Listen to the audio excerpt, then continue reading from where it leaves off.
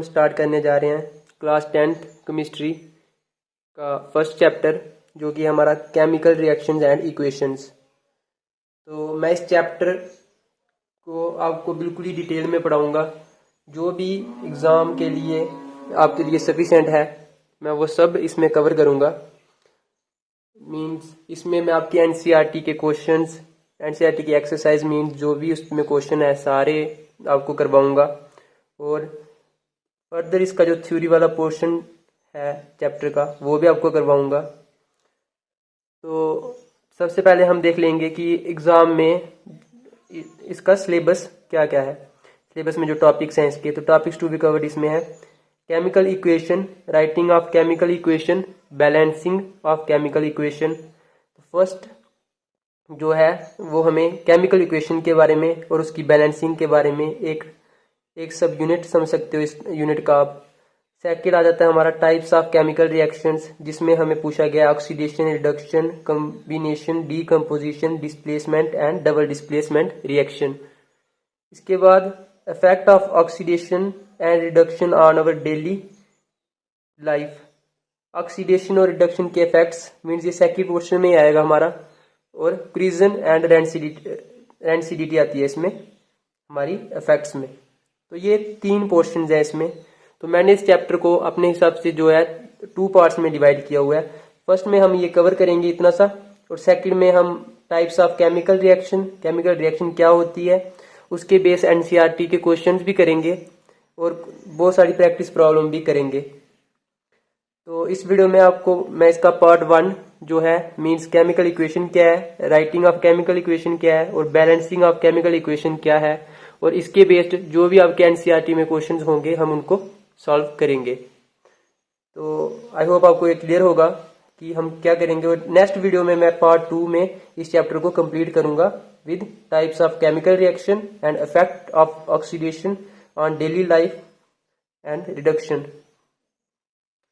तो पार्ट 1 ये मैंने खुद से नोट्स प्रिपेयर किए हैं, आप भी साथ साथ नोट्स बना सकते हो इस चैप्टर के। तो ये जो चैप्टर है आपका ये 6 मार्क्स का आपको एग्जाम में आएगा इस बार। फर्स्ट आ जाता है हमारा केमिकल इक्वेशन क्या होती है। The method of representing a chemical reaction. जैसे हमारे पास यहाँ पे आप देख पा रहे हो ये केमिकल रिएक्शन है, इसको रिप्रेजेंट करने का जो मेथड होता है with the help of symbol and formula of the substances involved in it. Means ऐसा मेथड जो केमिकल रिएक्शन को with the help of symbol, means ये जिंक का सिंबल है, ये हाइड्रोक्लोरिक एसिड, हाइड्रोजन सल्फेट आ गया, सॉरी जिंक सल्फेट आ गया plus hydrogen आ गया। तो जो मेथड है केमिकल रिएक्शन को रिप्रेजेंट करने का with the help of symbol and formula of the substances involved in it, जो सिंबल्स होंगे, जो फार्मूला, ये किसका फार्मूला है, जिंक का फार्मूला है, ये हाइड्रोजन सल्फेट का फार्मूला है, is known as chemical equation. तो केमिकल इक्वेशन क्या होती है, केमिकल इक्वेशन एक ऐसा मेथड है केमिकल रिएक्शन को रिप्रेजेंट करने का with the help of symbol and formula of substances involved in it. I hope आपको समझ आया होगा, और भी क्लियर करूंगा इसको मैं आपको with the help of example. तो for example zinc plus sulphuric acid gives us zinc sulphate plus hydrogen. तो जिंक और सल्फ्यूरिक एसिड हमें क्या दे रहा है, जिंक सल्फेट प्लस हाइड्रोजन दे रहा है। तो ये हमारा क्या बना, इसको हम बोलते हैं word equation. This is known as word equation. We can change this word equation into chemical equation by writing symbol and formula of these substances placed in of their name in place of their names. तो ये हमारी एक word equation है। I hope आप समझ रहे होंगे कि ये हमारी एक वर्ड इक्वेशन है। इसको हम कन्वर्ट करते हैं केमिकल इक्वेशन में। कैसे, सिंबल और फार्मूला लिख के जो सब्सटेंस हमें दिया गया है उसकी प्लेस पे, इन प्लेस ऑफ देयर नेम्स, इनके नेम्स की प्लेस पे इनका फार्मूला लिखेंगे, उसको हम केमिकल इक्वेशन बोलेंगे। दैट इज Zn, जिंक का फार्मूला लिख दिया Zn, सल्फ्यूरिक एसिड का आ गया H2SO4, इसको हाइड्रोजन सल्फेट भी बोलोगे आप, और ZnSO4 zinc sulphate plus hydrogen. तो ये जो लेफ्ट साइड होते हैं एरो के, इनको हम रिएक्टेंट्स बोलते हैं, जो राइट साइड आते हैं उनको हम प्रोडक्ट्स बोलते हैं। आई होप इतना समझ आया होगा आपको केमिकल इक्वेशन होती क्या है। इसके बाद जो एरो के लेफ्ट साइड में आ रहा है हमारा, वो आ गया हमारा रिएक्टेंट, और ये आ गया हमारे प्रोडक्ट्स। तो रिएक्टेंट क्या होते हैं? द सब्सटेंस विच कंबाइन, जो सब्सटेंस कंबाइन हो रहे हैं और रिएक्ट हो रहे हैं, इज कॉल्ड रिएक्टेंट, उनको हम रिएक्टेंट बोलते हैं। And the new substance produced in a reaction, और रिएक्शन में जो न्यू सब्सटेंसेस प्रोड्यूस हो रहे हैं उनको हम बोलते हैं प्रोडक्ट्स। तो आई होप इतना सा समझ आ गया होगा आपको कि केमिकल इक्वेशन क्या होती है, रिएक्टेंट्स क्या होते हैं, प्रोडक्ट्स क्या होते हैं। आगे हम देखेंगे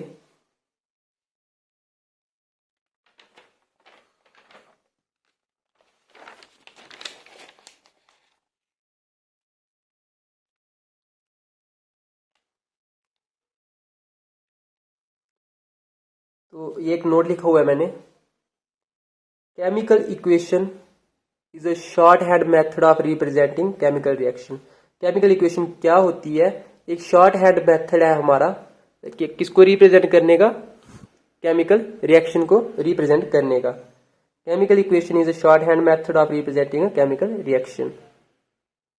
इसके बाद हम देखेंगे balanced and unbalanced chemical equation क्या होती है।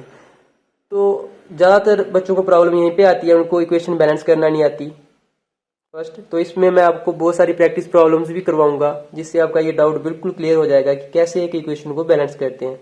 तो अब देखते हैं बैलेंस्ड इक्वेशन होती क्या है। Balanced chemical equation has equal number of atoms of different elements in the reactant and product. Means ये जो हमारा रिएक्टेंट होगा, ये जो हमारा प्रोडक्ट होगा, इनमें इक्वल नंबर ऑफ आटम्स चाहिए हमें। तो इसको हम एग्जांपल की हेल्प से बिल्कुल क्लियर करेंगे। For example Zn plus H2SO4 gives us ZnSO4 plus H2. Zinc plus sulfuric acid gives us zinc sulfate plus hydrogen. Let us count the number of atoms all the elements in the reactant and product respectively. इनमें हम number of atoms calculate करेंगे, जो reactant में होंगे, जो product में होंगे। Number of zinc atoms, zinc atom कितने हैं? यहाँ पे एक ही है रिएक्टेंट में, और प्रोडक्ट में देखोगे तो यहाँ पे भी एक ही जिंक आटम है। तो इन रिएक्टेंट जिंक आटम कितने आ गए? 1, एंड इन प्रोडक्ट भी जिंक के आटम्स जो है हमारे 1। Number of hydrogen atoms, means जो भी आपको रिएक्टेंट और प्रोडक्ट में दिया है आपने उनको ऐसे लिखना है। Number of hydrogen atom, hydrogen के कितने आटम है? यहाँ पे 2, और यहाँ पे भी 2 है, तो 2, और प्रोडक्ट में भी 2। Number of sulphur atoms, sulphur के कितने आटम्स हैं? यहाँ पे S, एक ही सल्फर है, और यहाँ पे भी S, एक ही सल्फर है, तो 1 1। नंबर ऑफ ऑक्सीजन आटम्स, यहाँ पे 4 ऑक्सीजन के आटम हैं, और यहाँ पे भी 4 ऑक्सीजन के आटम्स हैं, तो 4 और 4। तो आई होप इतना समझ आया होगा आपको। तो अगर आप इनका सम करोगे तो 4 + 1 5 + 2 7 8, और 4 + 5 2 7 + 8, मीन जो मास ऑफ रिएक्टेंट आ रहा है हमारा in reactant equal to mass of product आ रहा है, तो हमारी इक्वेशन जो है वो बैलेंस होगी। एक कंडीशन डिफाइन ये भी है हमारी, और एक तो कि equal number of atoms of different elements in reactant and product. Number of atoms जो होंगे अलग अलग एलिमेंट्स के, वो इक्वल होने चाहिए in the reactant and product में। तो आई होप आपको अच्छे से समझ आ गया होगा कि इक्वेशन, बैलेंस इक्वेशन क्या होती है। तो हम बोल सकते हैं कि ये इक्वेशन जो है वो बैलेंस्ड है। Since number of atoms of various elements in reactant and product is equal. अब हमने देख लिया कि रिएक्टेंट एंड प्रोडक्ट में जो नंबर ऑफ आटम्स हैं वो इक्वल हैं। We can say that a balanced chemical equation has equal mass of various element. तो हम बोल सकते हैं कि एलिमेंट्स का जो मास होता है रिएक्टेंट में और प्रोडक्ट में वो इक्वल होता है। आई होप इतना सा समझ आ गया होगा आपको। अब हम एक दो रिएक्शंस यहाँ पे बैलेंस करेंगे, आगे तो एनसीईआरटी एक्सरसाइज में तो करेंगे ही करेंगे, यहाँ पे भी प्रैक्टिस करवाऊंगा आपको मैं। तो आ जाता है H2 + O2 gives us H2O। तो सिंपल तरीके से हम ऐसे लिखेंगे, नंबर ऑफ H आटम्स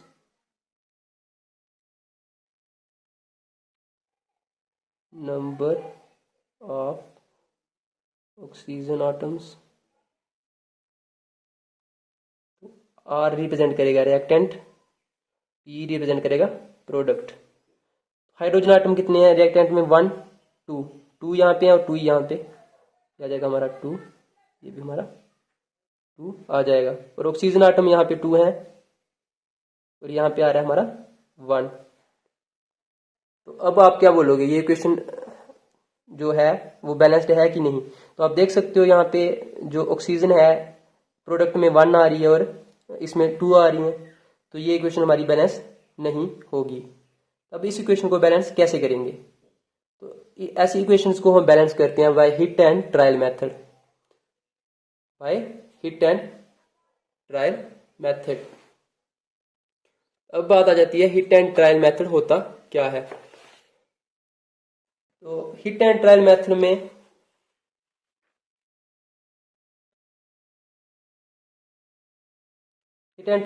हम क्या करेंगे,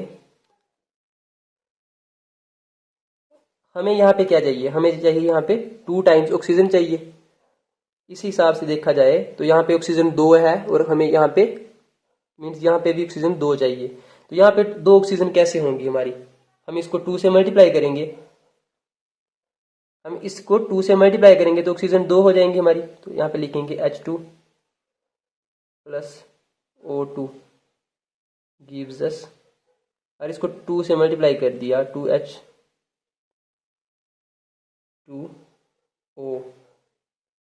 तो हमारी ऑक्सीजन कितनी होगी, यहाँ पे 2 ऑक्सीजन होगी और यहाँ पे भी ऑक्सीजन 2 है। ऑक्सीजन जो होगी अब हमारी मीन्स इक्वल होगी। लेकिन अब आप देख सकते हो 2 × 2 4, हाइड्रोजन हमारे पास 4 और यहाँ पे 2 है। तो यहाँ पे हम क्या करेंगे कि हाइड्रोजन 4 हो जाएंगे, तो यहाँ पे भी हम 2 से मल्टीप्लाई कर देंगे। इसको बोलते हैं hit and trial method. Means आपको ये खुद देखना है इक्वेशन, जो भी आपको इक्वेशन दी होगी कि उसमें आप किससे मल्टीप्लाई करोगे ताकि वो इक्वेशन बैलेंस बन सके। This is known as hit and trial method. तो अब ये इक्वेशन आप देख सकते हो, नंबर ऑफ हाइड्रोजन आटम कितने हो गए इसमें, यहाँ पे कितने 2 और 2, 2 2 जा 4 मीन्स 4 आ रहे हैं हमारे रिएक्टेंट में और 2 2 जा 4 ही हमारे प्रोडक्ट में आ रहे हैं। इसी तरह नंबर ऑफ ऑक्सीजन आटम्स, जो नंबर ऑफ ऑक्सीजन आटम्स हैं हमारे वो कितने आ रहे हैं, यहाँ पे हमारे आ रहे हैं अब 2 आ रहे हैं और यहाँ पे भी देखा जाए 2 × ऑक्सीजन मीन्स 2 आ रहे हैं। तो therefore mass of reactant is equal to the mass of product, और जो हमारी इक्वेशन है वो बैलेंस्ड है हम बोल सकते हैं। आई होप आपको समझ में आया होगा। इसी तरह एक और एग्जांपल करेंगे ताकि आपका डाउट जो है बिल्कुल क्लियर हो जाए। अब आपको ऐसे भी दे सकता है, क्योंकि आजकल का जो पैटर्न है पेपर का वो बिल्कुल चेंज हो चुका है, कि ऐसे आपको एक रिएक्शन दी होगी, इसका प्रोडक्ट आपको लिखना है वो भी बैलेंस करके। तो आप इसका क्या प्रोडक्ट बनेगा, सबसे पहले ये क्या है हमारा, इसको हम लिखेंगे कैल्शियम हाइड्रोक्साइड।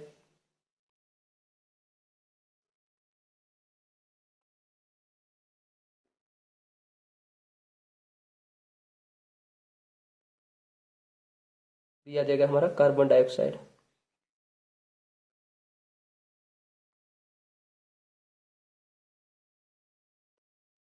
तो इससे क्या बनेगा, अगर हम लिख दें CaCO3 calcium carbonate plus water, यहाँ से CO2 था हमारे पास और एक जो यहाँ पे ऑक्सीजन कितने हैं हमारे पास, ऑक्सीजन यहाँ पे 2 है हमारे पास और हाइड्रोजन भी 2 है और यहाँ पे कैल्शियम। तो हमने यहाँ से दिया ये ले लिया, CO2 ये वाला और एक ऑक्सीजन यहाँ से निकाल लिया, तो हमारा आ गया CaCO3 प्लस H2O। मीन्स यहाँ पे 2H बच गए हमारे पास और हमारे पास क्या बचा, एक ऑक्सीजन बचा, क्योंकि यहाँ पे 2 ऑक्सीजन थे, हमने एक तो यहाँ पे लिख लिया CO3 में। अब बात आती है क्या ये इक्वेशन बैलेंस है या नहीं। तो आप देख सकते हो कैल्शियम कितना है इस साइड, एक कैल्शियम है, यहाँ पे भी एक कैल्शियम है। कार्बन कितने हैं इस साइड, एक कार्बन है, यहाँ पे भी एक कार्बन है। ऑक्सीजन कितने हैं यहाँ पे, 2 ऑक्सीजन इसमें आ गए और 2 ही यहाँ पे हैं, 2 ऑक्सीजन इसमें आ गए और 2 ही यहाँ पे हैं, तो कितने 4 ऑक्सीजन हो गए। यहाँ पे O3 है और एक O यहाँ पे लगा हुआ है, 4 ऑक्सीजन आ गए। हाइड्रोजन कितने यहाँ पे 2 हैं और यहाँ पे भी हाइड्रोजन 2 है। तो आई होप आपको समझ में आ गया होगा कि इक्वेशन की बैलेंस चेक कैसे करते हैं, इक्वेशन बैलेंस करते कैसे हैं। अब ये और भी हम इसकी प्रैक्टिस प्रॉब्लम करेंगे। तो बैलेंसिंग का जो कंसेप्ट है आई थिंक आपको क्लियर हो चुका होगा। अब हम देखेंगे to make equation more informative. अब चलो इक्वेशन हमने बैलेंस तो कर ली, लेकिन हम और क्या कर सकते हैं उसको मोर इंफॉर्मेटिव बनाने के लिए। तो यहाँ पे मैंने लिखा है chemical equation made more informative by 3 ways. 3 तरीकों से आप उसको और भी इंफॉर्मेटिव बना सकते हो, मीन्स और अट्रैक्टिव बना सकते हो अपने आंसर को। तो फर्स्ट आता है by indicating the physical state of the reactant and product. तो आप क्या इंडिकेट कर सकते हो, फिजिकल स्टेट रिएक्टेंट और प्रोडक्ट की। तो physical states are there are 4 physical states, that is solid, liquid, aqueous, gases. Means 4 type की फिजिकल स्टेट्स होती हैं। अगर आप इनके साथ लिख दो कि ये एक्वस है या सॉलिड है, ये क्या चीज है, तो और भी इंप्रेशन बनता है। तो एग्जामिनर आपको मीन्स आपकी चेकिंग जो है उसमें आसानी हो सकती है, उसको भी अंडरस्टैंड करके लिखोगे तो ज़्यादा हेल्प मिलती है। तो here zinc metal is a solid, zinc एक मेटल है तो ये सॉलिड होगा। तो हम इसको लिखेंगे ZnS, S means solid. dilute sulfuric acid is an aqueous solution, so ZnSO4 is aqueous लिखेंगे हम इसको। ऐसे जिंक सल्फेट भी हमारा aqueous है तो हम इसको aqueous लिखेंगे। And hydrogen is a gas which is written as G लिखेंगे इसके साथ। तो ये बन जाएगी हमारी इक्वेशन। Zn को हम ऐसे लिखेंगे सॉलिड में, plus H2SO4 aqueous solution gives us ऐसे, और हाइड्रोजन का यहाँ लिखेंगे। तो आई होप आपको समझ आया होगा कि physical state of reactant and product क्या होती है। क्योंकि इस टाइम जो पेपर का पैटर्न है, आपको ये कोई नहीं पूछेगा कि write steps to balance chemical equation. इसी तरह के क्वेश्चन पूछेंगे, हो सकता है पूछ दें write steps to make the equation chemical equation more informative. तो आपको ये 3 स्टेप्स देने हैं वहां पे, फर्स्ट क्वेश्चन। सेकंड यहाँ से आ सकता है आपको एक्सोथर्मिक और एंडोथर्मिक रिएक्शन, और इसकी 2 एग्जांपल्स लिख दो, तो उसका आंसर भी यहाँ से है।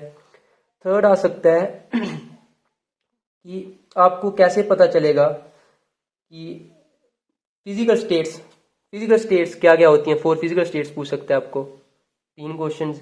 यहाँ पे आपको पूछ सकता है कि condition under which the reaction take place, ऐसी कंडीशंस बताओ जिनमें रिएक्शन टेक प्लेस कर रही है। तो मीन्स यहाँ से ही कोई 5-6 क्वेश्चन आपके जो है बन के आएंगे। और एनसीईआरटी पे भी इसमें से 2 क्वेश्चन आपके दिए हुए हैं, वो मैं आगे डिस्कस करूंगा आपके साथ।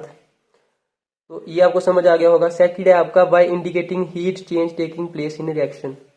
हीट चेंज मीन्स, अब हीट चेंज हम इंडिकेट कर देंगे, ऐसे रिएक्शन के नीचे लिख दिया कि ये कौन सी रिएक्शन है, एक्सोथर्मिक है या एंडोथर्मिक है। This reaction in which the heat is evolved is called exothermic reaction. ऐसी रिएक्शंस जिनमें हीट बाहर आ रही है, तो वो कौन सी रिएक्शन होगी हमारी, एक्सोथर्मिक। इसकी एग्जांपल है carbon plus oxygen is equal to carbon dioxide, methane plus oxygen equal to carbon dioxide plus water plus heat energy.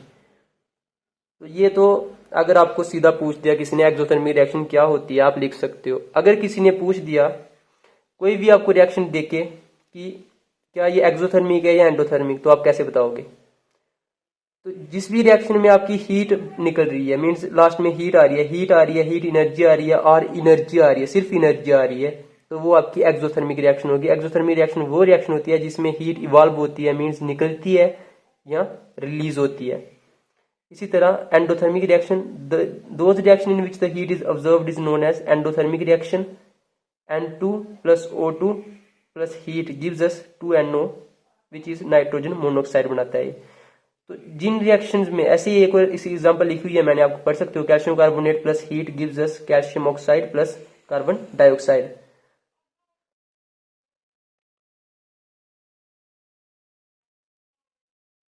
तो इसी तरह जो है आप देख सकते हो यहाँ पे, जो जिस रिएक्शन में भी हीट रिएक्टेंट में आपको दिखाई दे रही है, मींस हीट रिएक्टेंट्स में दिखाई दे रही है, तो वो की एंडोथर्मिक रिएक्शन होगी फर्स्ट। और सेकंड ऐसी रिएक्शन जिसमें आपको पता चल रहा है कि क्या हो रहा है, हीट ऑब्जर्व कर रही है। मींस यहाँ पे आप देख सकते हो कैल्शियम कार्बोनेट ने हीट ऑब्जर्व किया, तभी उसका calcium oxide plus carbon dioxide बन रहा है। ऑब्जर्व कर रहा है मीन्स अपने मीन्स जो भी प्रोडक्ट बनाने में उसकी हेल्प ले रहा है। तो आई होप आपको एक्सोथर्मिक और एंडोथर्मिक बिल्कुल क्लियर होगा, और ये आपको बोलना भी नहीं चाहिए। सिंपल एग्जांपल है C+O2 is equal to CO2, carbon dioxide plus heat निकलती है। ऐसे ही nitrogen plus oxygen is equal to nitrogen monoxide बनता है। तो अब हम देखेंगे थर्ड जो वे है to make chemical equation more informative, तो वो है by indicating the condition under which the reaction take place. ऐसी कंडीशन को इंडिकेट करना जिसमें रिएक्शन हो रही है। If the heat is required for reaction take place, अगर हमें हीट की जरूरत पड़ रही है किसी रिएक्शन के लिए, तो हम क्या करेंगे, the heat sine delta is put over the arrow of the equation, तो हम डेल्टा डाल देंगे इक्वेशन के एरो पे। इसी तरह आपको कैटलिस्ट की जरूरत पड़ रही है तो आप कैटलिस्ट का नाम डाल दोगे। इसी तरह अगर आपको टेम्परेचर में कोई रिएक्शन हाई टेम्परेचर पे करवा रहे हो तो आप यहाँ पे टेम्परेचर लिख सकते हो। ये बहुत ही बेसिक है, 11th-12th में तो आपको बिल्कुल डिटेल में पढ़ना ही है। ये मैंने सारा आपका एनसीईआरटी से ही किया हुआ है, मीन्स कंक्लूड करके शॉर्ट नोट्स बनाए हुए हैं ताकि आपको हेल्प मिले, क्योंकि पेपर टाइम बच्चों के पास टाइम नहीं होता इतना कि वो सारी एनसीईआरटी पढ़ के जा सके, तो इसीलिए मैंने आपके लिए ये वीडियो बनाना शुरू किया है। तो आई होप इतना आपको क्लियर हो गया होगा। अब हम करेंगे एनसीईआरटी, ये हमारा पार्ट फर्स्ट जो था वो कंप्लीट हो चुका है।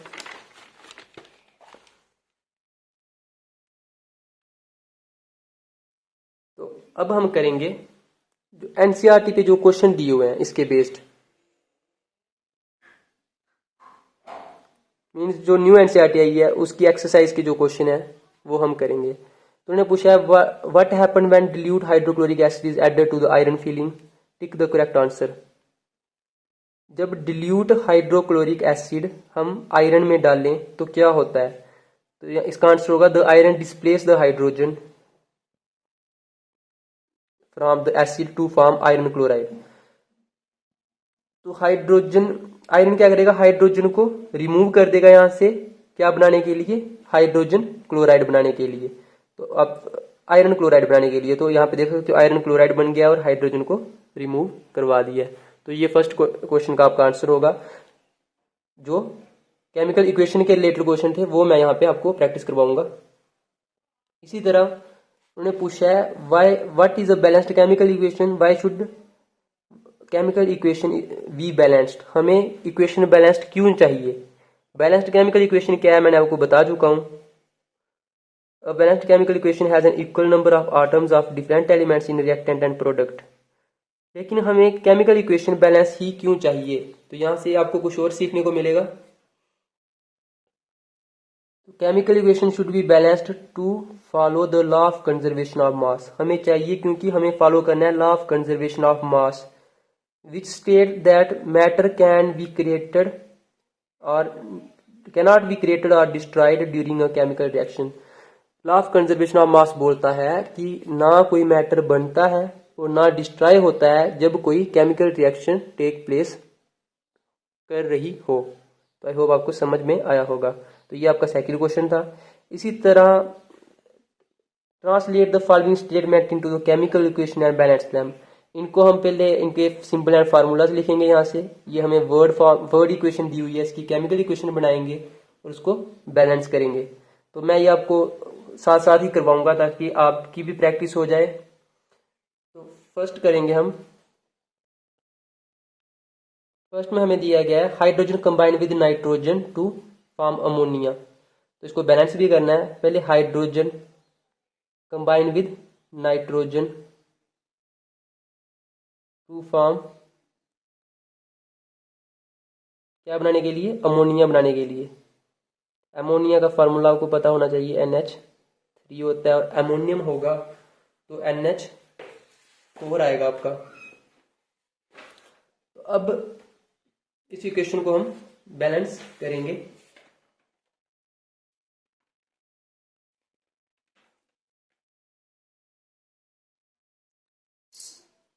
तो आप जैसे मैंने आपको बताया इक्वेशन बैलेंस करना, हाइड्रोजन आटम्स लिख लोगे, रिएक्टेंट में कितने हैं 1 और प्रोडक्ट में कितने हैं 3। इसी तरह नाइट्रोजन आटम्स रिएक्टेंट में कितने हैं आपके 2 और प्रोडक्ट में कितने 1। तो आप देख सकते हो ये इक्वेशन तो बैलेंस है नहीं, तो इसको हम बैलेंस कैसे करेंगे। तो पहले हम हाइड्रोजन की बैलेंसी दोनों साइड जो है वो कंप्लीट करेंगे। तो यहाँ पे H क्या आ रहा है हमारा 3 आ रहा है, क्या आ रहा है हमारा H3 आ रहा है। तो हाइड्रोजन जो है वो मीन सिंगल स्टेट में एग्जिस्ट तो करता नहीं, इसलिए हम इसको H2 लिखेंगे, हाइड्रोजन नाइट्रोजन। यहाँ पे हाइड्रोजन 3 है और यहाँ पे 2 है हमारे, इतना समझ में आया होगा। अब हम इनको 3 कैसे बनाएंगे, अगर हम यहाँ पे 3 से मल्टीप्लाई करते हैं, मीन्स ऐसे लिख दिया 3H2 प्लस नाइट्रोजन को ऐसे ही रहने देंगे, हीट एंड ट्रायल मेथड से करेंगे। तो यहाँ पे कितने हो गए हमारे 3 2 जा 6 हाइड्रोजन हो गए, यहाँ पे 3 हैं तो हम यहाँ पे 2 से मल्टीप्लाई करेंगे 2NH3, 3 2 जा 6 हाइड्रोजन 2 नाइट्रोजन, और यहाँ पे नाइट्रोजन 2 है, यहाँ पे भी 2 है। तो ये इक्वेशन जो है हमारी बैलेंस हो चुकी है। आई होप आपको समझ आया होगा, बहुत ही ईजी है, बस प्रैक्टिस करोगे तो प्रैक्टिस से ही आपको ये आएगा। इसी तरह hydrogen sulphide gas burn in air to give water and sulphur dioxide. तो हाइड्रोजन सल्फाइड गैस को हम लिखेंगे H2 हाइड्रोजन, ये सल्फाइड गैस आ गई, गैस है तो गैसियस स्टेट में लिखेंगे। बर्न इन एयर तो ऑक्सीजन लिखेंगे, gives us water and sulphur dioxide दे रहा है, तो सल्फर डाइऑक्साइड का फॉर्मूला लिख लेंगे जो कि होता है हमारा सल्फर डाइऑक्साइड SO2, डाइऑक्स means 2 oxygen, dioxide plus water. तो ये हमने लिख लिया है। अब इसको बैलेंस कैसे करेंगे, तो अब हम आपको पता तो चल गया, अब हम direct heat and trial method लगाएंगे, ऐसे टेबल बना के नहीं करेंगे।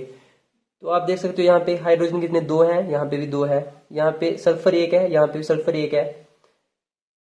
तो यहाँ पे ऑक्सीजन कितने हैं 2 और 1, 3 ऑक्सीजन है, यहाँ पे 1 ऑक्सीजन आ रहा है हमारा। अगर 1 ऑक्सीजन आ रहा है तो हम क्या कर सकते हैं, इसको पहले तो हम इसको 2 से, यहाँ पे 3 आ रहे हैं, इसके 3 बनाएंगे तो ऐसे लिख लेंगे H2S2G प्लस 2 हैं तो इसको हम मल्टीप्लाई कर देते हैं, हमें 3 चाहिए, यहाँ पे 3 से कर रहे हैं तो यहाँ इस साइड हमारे 6 ऑक्सीजन आ रहे हैं। इसी तरह SO2 लिखेंगे हम प्लस यहाँ पे 1 ऑक्सीजन है तो इसको हम 2 से मल्टीप्लाई कर देते हैं। अब आप देख सकते हो यहाँ पे 2 और 2 4 ऑक्सीजन हो गए हैं, यहाँ पे फिर भी 6 आ रहे हैं, मीन्स हमें 2 ऑक्सीजन और चाहिए, तो हम यहाँ पे मल्टीप्लाई करेंगे इसके साथ।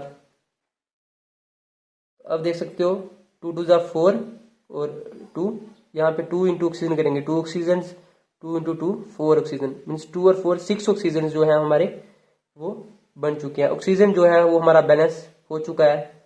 अब हमें हाइड्रोजन और सल्फर का देखें तो यहाँ पे सल्फर 2 हो गए, यहाँ पे 1 रह गया, यहाँ पे हाइड्रोजन 4 हो गए, यहाँ पे 2 रह गए, तो सिंपली इसको भी 2 से मल्टीप्लाई करेंगे। तो अब देख सकते हो हाइड्रोजन कितने हैं 2 into 2 4 hydrogen, 2 into 2 4 hydrogen, sulphur 2 into sulphur means 2 sulphur, और 2 into sulphur 2 sulphur, 3 into 2 6 oxygen, 2 into 2 4 plus 2 into oxygen, कितने हो गए हमारे जो 6 ऑक्सीजन। तो ये इक्वेशन हमारी बैलेंस हो चुकी है। इसी तरह थर्ड पार्ट भी देखेंगे। तो बैरियम क्लोराइड, तो आपको इसका फार्मूला पता होना चाहिए, barium Ba chloride Cl2 plus aluminium sulphate Al2, sulphate में हमेशा SO4 4 थ्राइज आता है, गिव्स अस 2 AlCl3 प्लस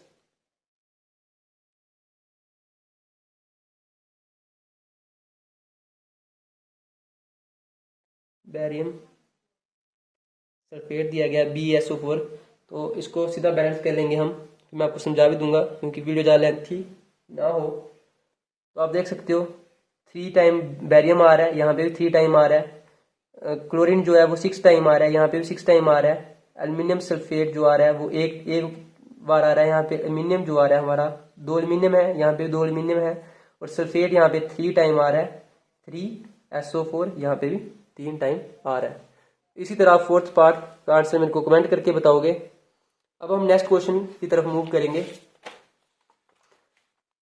जिसमें हमें कुछ इक्वेशंस बैलेंस करने दी गई हैं, तो हम इनको भी इसी तरह करेंगे। तो HNO3 plus CaOH whole twice, इसको हम अगर बैलेंस करेंगे तो हमारा क्या आएगा। तो आप लिख सकते हो HNO3 plus CaOH whole twice gives us CaNO3 2 plus H2O।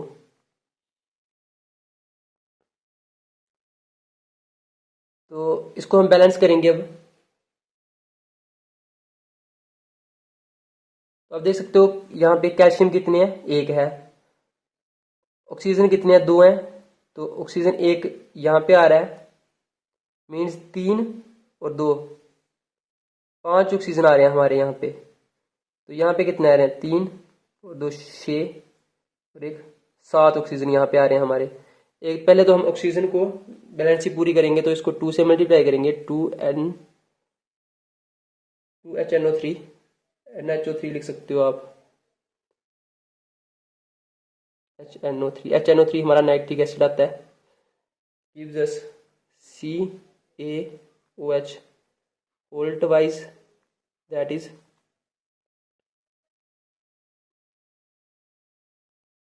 CaNO3 whole twice plus 2H2O आएगा हमारा।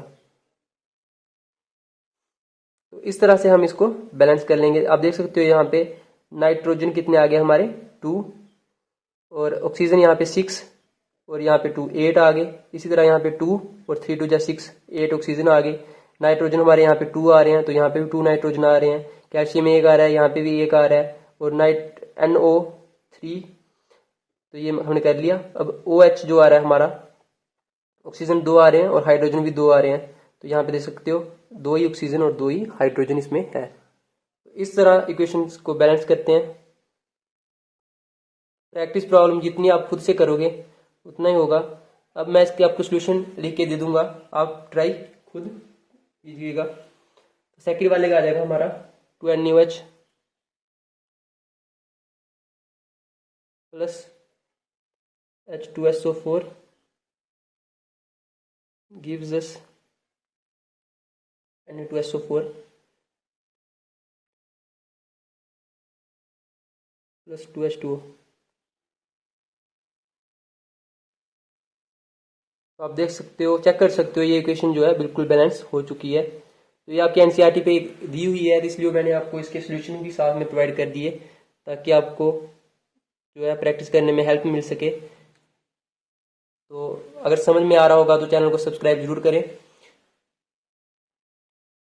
Plus AgNO3।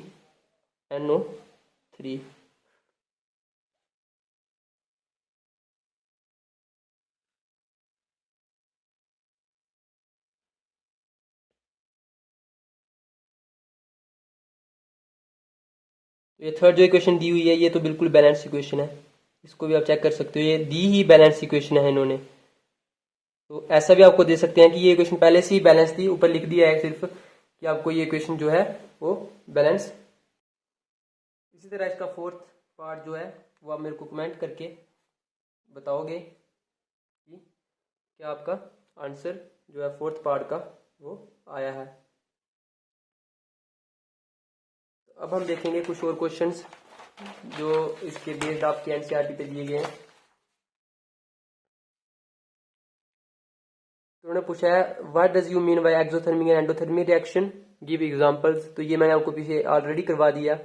इसके बाद एक और क्वेश्चन जो आपके एनसीईआरटी एक्सरसाइज से लिया है मैंने, why is respiration considered as exothermic reaction, कि हम रेस्पिरेशन को एक्सोथर्मिक रिएक्शन क्यों कंसीडर करते हैं। तो हम रेस्पिरेशन की रिएक्शन लिखेंगे। तो आप देख सकते हो ग्लूकोज प्लस 6 टाइम ऑक्सीजन दे रहा है हमें, 6 time carbon dioxide plus 6 time water plus energy. तो एक्सोथर्मिक रिएक्शन क्या होगी, जिसमें हीट एनर्जी रिलीज होती है। मैंने आपको पहले ही बता चुका हूँ ये एक्सोथर्मिक रिएक्शन वो रिएक्शन होती है जिसमें हीट एनर्जी जो है वो रिलीज होती है। तो हम लिख सकते हैं respiration is considered as exothermic reaction because the energy is released और प्रोड्यूस्ड ड्यूरिंग दिस प्रोसेस, क्योंकि इस प्रोसेस के दौरान जो है वो एनर्जी रिलीज होती है। तो ये था आपका पार्ट 1। आई होप आपको समझ में आया होगा। तो इसी तरह पार्ट 2 करेंगे हम नेक्स्ट वीडियो में। तब तक के लिए थैंक यू। तो इस वीडियो में हम देखेंगे केमिकल रिएक्शंस के बारे में, जो कि पार्ट 2 है हमारा केमिकल रिएक्शन एंड इक्वेशन में। तो केमिकल रिएक्शंस वो रिएक्शंस होती हैं जिसमें ओल्ड बॉन्ड जो होती हैं वो ब्रेक डाउन होती हैं रिएक्टेंट में, और न्यू बॉन्ड जो बनती हैं वो प्रोडक्ट में बनती हैं। तो अब आ जाती है types of chemical reactions. First आ जाती है हमारी combination, second decomposition, third displacement, double displacement, oxidation and reduction. तो इनको हम वन बाय वन देखेंगे। तो combination reaction, these are those reaction in which 2 or more substances combine. Means combination का मीनिंग क्या है, कंबाइन होना, जिसमें 2 या 2 से ज़्यादा सब्सटेंस कंबाइन हो रहे हैं। तो फॉर एग्जांपल जैसे magnesium plus oxide, magnesium oxide, hydrogen plus oxide, hydrogen oxide. Decomposition का मीनिंग क्या है, टूटना। तो एक बड़ा कंपाउंड जो है वो 2 स्मॉल कंपाउंड्स में ब्रेक डाउन होगा। जैसे कैल्शियम कार्बोनेट टूट रहा है तो आ रहा है calcium oxide plus carbon dioxide. ऐसे ही सेकंड एग्जांपल है इसकी। डिस्प्लेसमेंट में one element take place of other element लेगा। मीन्स एक एलिमेंट जो होगा वो दूसरे एलिमेंट की जो है उस वो प्लेस को ले लेगा। यहाँ पे लिखा भी है displacement reaction, these are those reactions in which one substance take place of others. तो आप कर सकते हो। इसके बाद हम देखेंगे effect of oxidation in our daily life. तो ऑक्सीडेशन का क्या इफेक्ट है हमारी डेली लाइफ में। तो oxidation has damaging effect on metal as well as food. तो या तो मेटल पे इफेक्ट करती है ऑक्सीडेशन या तो फूड पे। The damaging effect of oxidation on metal is studied as क्रीजन।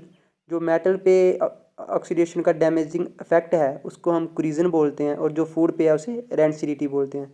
तो क्रीजन क्या है, it is a process in which metals are eaten up gradually by the action of air, moisture और chemical on their surface. तो उसको हम corrosion बोलते हैं। For example rusting of iron is a common example of corrosion. जो iron है उसको rust लगता है। तो इसके बाद आप रस्ट की जो है वो लिख सकते हो, रिएक्शन लिख सकते हो रस्ट की। तो रेंसिडिटी क्या होती है, the condition produced by an aerial oxidation of fats and oils. Means fats और ऑयल जब ऑक्सीडाइज हो जाते हैं हमारा खाना जो है वो ख़राब हो जाता है, अनप्लीजेंट स्मेल आती है, उसको हम रेंसिडिटी बोलते हैं। तो ये था effect of oxidation reduction in daily life. अब हम देखेंगे डबल डिस्प्लेसमेंट रिएक्शन। तो ऐसी रिएक्शंस जिसमें दोनों के दोनों सब्सटेंस मीन जो सब्सटेंस 2 सब्सटेंस मिले होंगे, या 2 कंपाउंड्स बोल सकते हो, 2 एलिमेंट्स बोल सकते हो, जो मिले होंगे वो दोनों के दोनों जो हैं वो रिप्लेस करेंगे। Means double displacement. Single displacement में एक करता है, डबल डिस्प्लेसमेंट में दोनों। जैसे AgNO3 प्लस NaCl। तो Ag किसके साथ मिल गया, Cl के साथ, और NO3 मिल रहा है Na के साथ। तो आई होप आपको ये भी अच्छे से क्लियर होगी।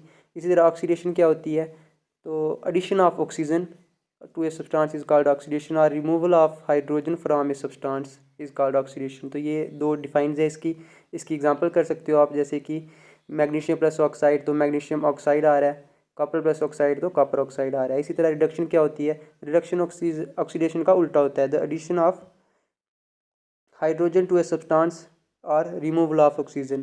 तो इसकी भी 2 एग्जांपल्स जो है वो आप कर सकते हो। तो आपका फर्स्ट चैप्टर में इतना ही सफिशेंट रहेगा। इससे एक्स्ट्रा आप करना चाहो तो डिफाइन कर सकते हो oxidising agent, reducing agent. I hope आपको समझ में आया होगा। Thank you.